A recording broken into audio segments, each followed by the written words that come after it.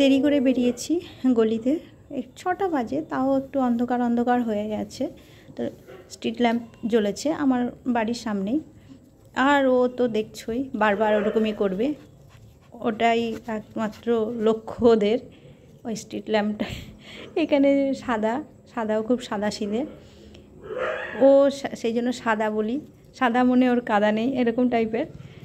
আর ওই যে সাদারও এবছর কোনো গার্লফ্রেন্ড ছিল না, আমার ছোটোর মতোই। আর এই যে কালী তো এবার মা হবে।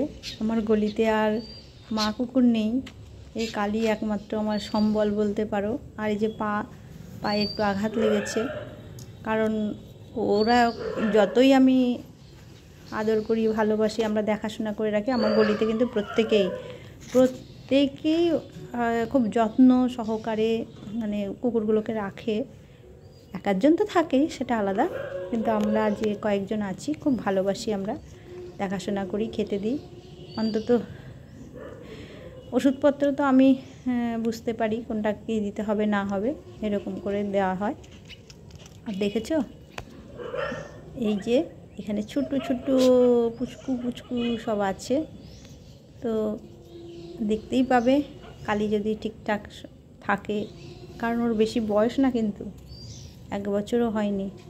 এর মধ্যেই বুঝতেই পারছো অতিরিক্ত পাকা বুড়ি যেটাকে বলে, এখন আর কামড়াকামড়ি করছে না, আমার কাছে খুব আসে, আদরটা খায়। আর এখানে একটু আদর করে দিলাম, ও শুধু আদর খেতেই আসে। আর ওই যে আমার বাচ্চা ছুটে ছুটে বেড়াচ্ছে, দুষ্টু।